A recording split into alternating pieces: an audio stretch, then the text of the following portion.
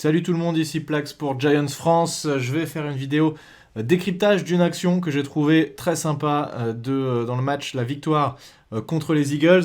Vous savez que c'est le premier match de l'année où Freddie Kitchens est aux commandes de cette attaque. Il appelle les jeux.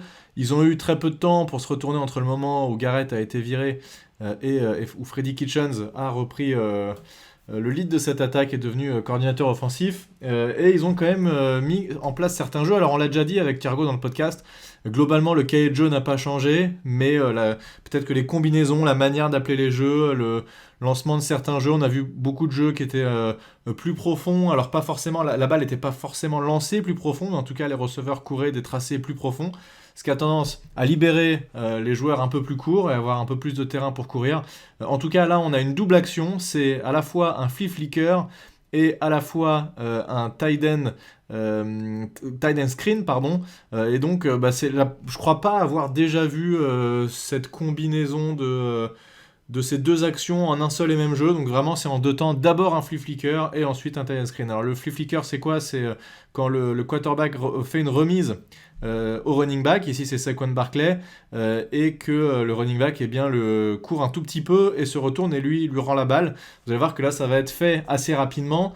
Alors la formation est assez classique, on a un tight end, bah oui c'est lui qui va recevoir le ballon, on a Evan Engram qui est ici, on a un running back Saquon Barkley, un fullback qui doit être Elijah Penny, j'ai pas été vérifié, et deux receveurs qui sont ici et là. Donc c'est une formation très classique, il n'y a rien de spécifique là-dessus, et vous allez voir que quand on va avancer l'action, eh bien,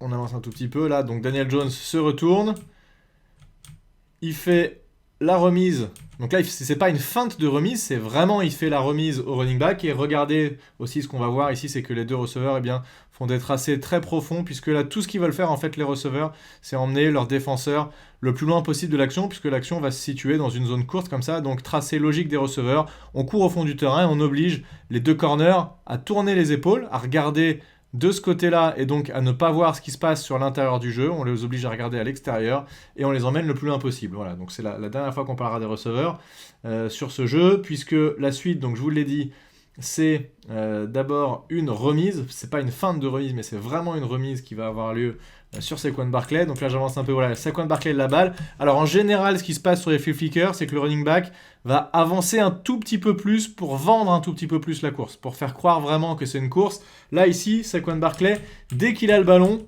il s'arrête, il se retourne, il envoie la balle. Alors au moins il prend pas de risque, il risque pas de se prendre un de ses O-line ni rien du tout, mais quand il y a de la place, c'est vrai qu'on va avoir tendance à voir le running back peut-être avancer un tout petit peu plus. En tout cas, il se retourne ici, il envoie la balle en arrière à Daniel Jones. Alors attention, ici forcément il ne faut pas se rater, puisque si Daniel Jones rate le ballon, eh bien c'est un fumble, c'est pas une passe ratée, puisque c'est une passe en arrière, donc ça aurait été fumble.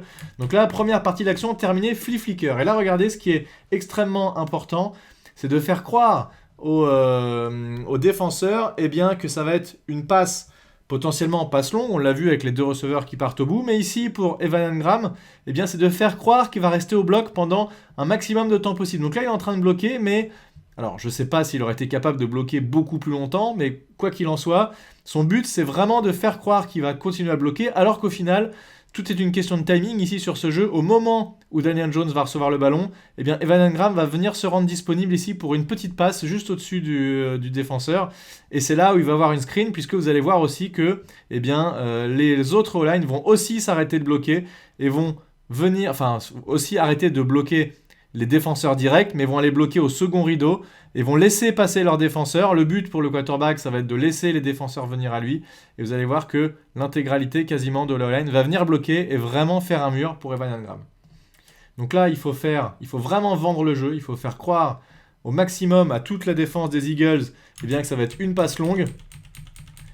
Et en fait, à ce moment-là, le mur va commencer à se former. Evan Engram arrête de bloquer. Regardez le numéro 98. Là, il est de dos. Il se recule. Il essaye de se libérer un peu. Daniel Jones, donc là, il n'a pas besoin d'attendre. Il aurait pu peut-être attendre un quart de seconde de plus que les défenseurs montent un peu plus sur lui. Parce qu'en fait, regardez, un truc qui va être intéressant, c'est que celui qui va faire le plaquage, c'est ce défenseur-là qui était en outside linebacker, qui d'abord a été mettre la pression sur Jones, ensuite est resté en couverture de passe. quand il a vu que c'était finalement une passe, et va faire tout le trajet jusque là, il va traverser tout le terrain pour venir faire le plaquage. Donc ça, c'est un bel effort de la part de cet outside linebacker.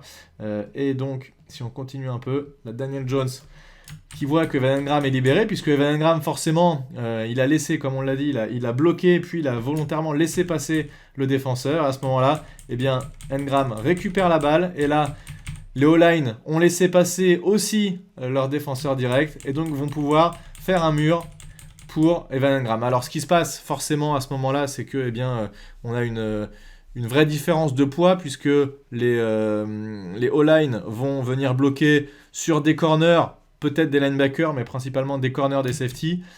Et quoi qu'il en soit, même s'ils arrivent lancés, un O-line contre un linebacker, bon, généralement, le O-line est quand même plus lourd.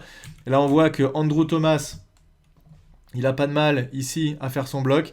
Il va y avoir un bloc ici, il me semble, et vous allez voir que Billy Price, le centre, va aussi faire un bon bloc pour ouvrir la voie. Donc là, il a vraiment 3, voire 4 bloqueurs devant lui, Evan Engram, donc il a du champ, et il va pouvoir en profiter. Bonne lecture, il suit bien tranquillement ses O-line, il court pas trop vite, il attend que les blocs soient faits, ça sert à rien de les dépasser pour venir se faire plaquer. Alors, ça peut servir de courir très vite quand on a quelqu'un qui est derrière soi, mais là, il sait qu'il a le temps, que derrière, c'est des D-line qui vont pas le rattraper. Là, regardez, Billy Price, boum, un autre bon bloc. Et là, il arrive à gagner le first down, il va gagner à peu près une vingtaine de yards. Et regardez, le numéro 94 qui arrive en haut de l'écran, et bien, c'est lui qui est venu faire le plaquage et qui vient de l'autre bout du terrain. Et là, quand même, belle défense ici aussi, parce qu'en fait, ce qui aurait été vraiment le pire, c'était que tous les défenseurs viennent à l'intérieur et que Evan Engram puisse prendre à l'extérieur, mais quand même, bonne défense ici, puisqu'il empêche Evan Engram de partir sur l'extérieur, il l'oblige à rentrer à l'intérieur en sachant ici qu'il a de l'aide à l'intérieur et que eh bien, le plaquage va pouvoir être fait. Voilà, donc un joli gain de 20 yards sur cette action. Le flea flicker tight end screen, j'ai trouvé ce jeu plutôt sympa et je voulais faire ce petit rewind et vous le partager. Voilà. Je vous dis à très bientôt pour le podcast qui devrait sortir demain. A plus tout le monde, ciao.